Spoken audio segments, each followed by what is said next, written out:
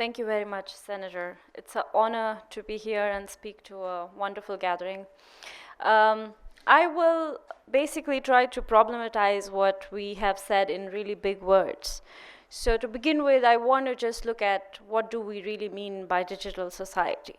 When we discuss the word or the framework of digital society, we are basically talking about an advanced technology that actually enables us to speak in a certain language. So in some sense, language itself, the way we speak in the ordinary language, whatever our mother tongues are, basically we trace them back to the Sumerians in modern Iraq, right? Who gave us language. So with language comes a possibility of interaction. And technology has further complicated these aspects of how we communicate with each other. And especially when it has become digital, we have not been able to just trace what a single individual is saying, but we have also been able to trace what people in collectives are thinking, what they are interacting about, what are the issues they are bringing to the forth. And then when such a space is created, we are also creating a huge and massive monopolization and corporatization of digital media, which means there are only a certain number of corporations who can control how the interactions actually play out. So I have been to a few other panels where we discussed how governments are in, basically a ban on, and in the situations of where human rights violations are concerned, and how digital platforms have actually become useful mechanisms for bringing out the voices of oppressed people in South Asia. And may I say, in South Asia, we have a lot of oppressed issues, and Kashmir being predominantly one that I have studied and understood over the years. And I have understood that people have been especially fast in accessing the potential of digital media and exploiting it in the favor of enhancing and emboldening political and social rights of Kashmiri people.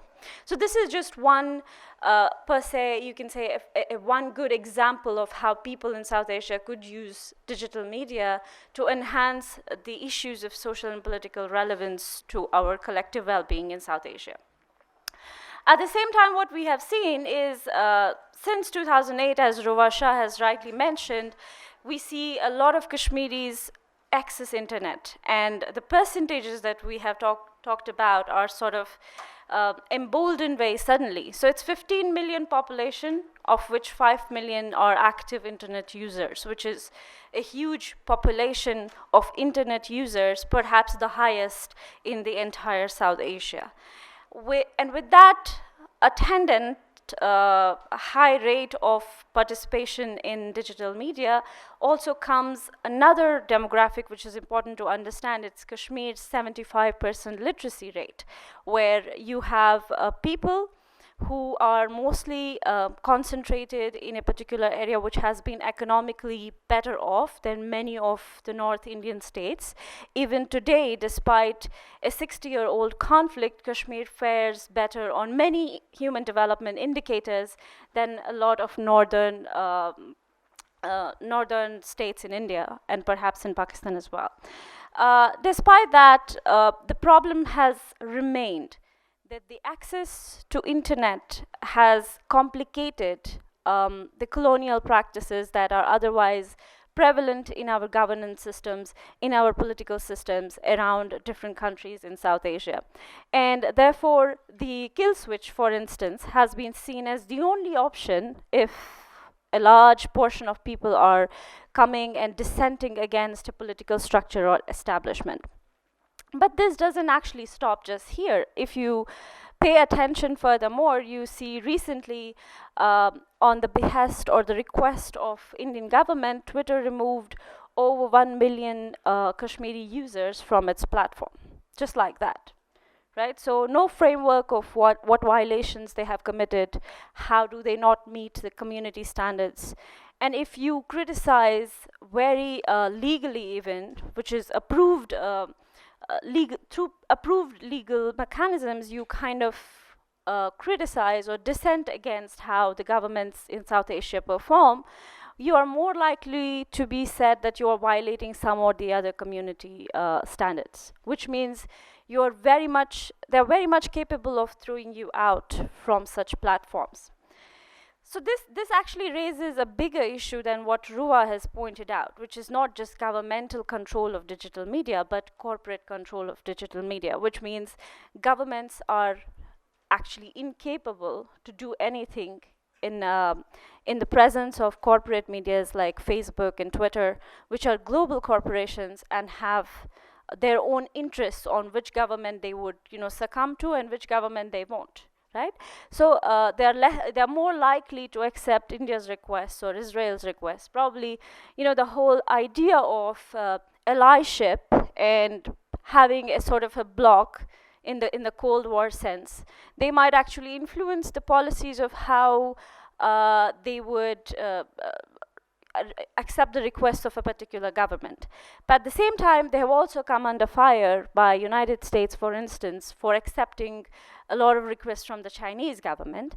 And we know why they are accepting these requests from Chinese government now is because China does present itself as an alternative economic option, right, as an economic power. But at the same time, what is the fate of smaller South Asian nations within the digital society then, if we're not able to either regulate the access of ordinary people or at the same time allow for a free and an accessible conversation to happen about social political rights of people who are still by far marginalized by the international standards. Now coming back to, and I don't want to really go on and on because the theorization part of it is really expansive, but I would like to point out that when you go back to the context of Kashmir, you basically see from 2008 onwards, when we have the first non-violent kind of movement started by a new generation of Kashmiris who are demanding security of their land rights through the Amarnath land row. I think many of you must be aware of that. Since 2008, what we have seen is a massive engagement by Kashmiris online trying to bring out issues that are concerning their everyday political life. So the issues are mostly about land rights, the rights of children, political rights of prisoners, the rights of women especially, and most predominantly about militarization as well, like speaking about the dense militarization of Kashmir, and of course ultimately the right to self-determination as well. So these have been the issues that have been regularly flagged on the online media campaigns, and especially with in the latest revocation of Article 370 of Indian Constitution that has led to the annexation of Jammu and Kashmir, the state that was formed through Amritsar Treaty between the British and the Dogra kings.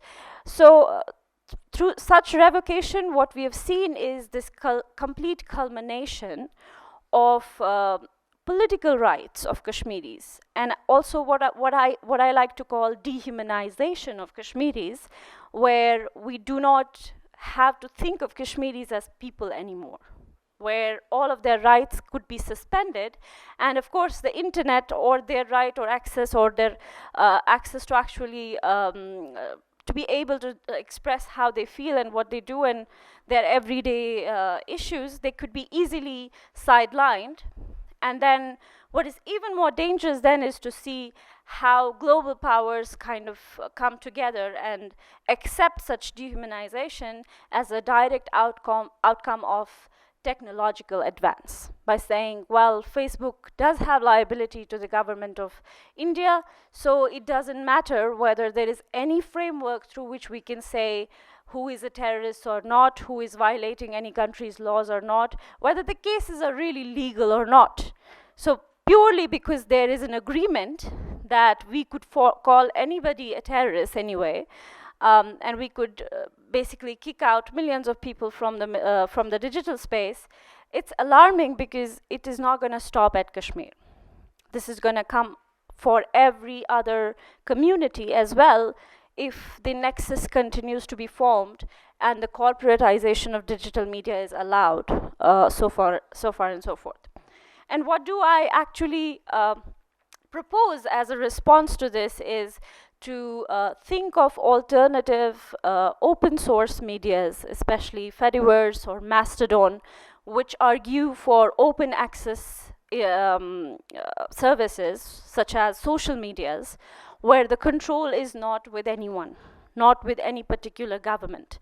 Now, of course, the question then comes, and I'm sure a senator is also thinking about that, if nobody controls it, how do we regulate it? I think security and policing are still doable in an open source platform as well, just as we are doing policing and security in our everyday real world. For that, we do not have to own a software. And the more we focus on those issues, the better we can vouch for or even enhance or embolden human rights movements in South Asia, because that is absolutely what we need to improve the political and social rights of people in this region. So with that, I'll conclude, and thank you so much for having me.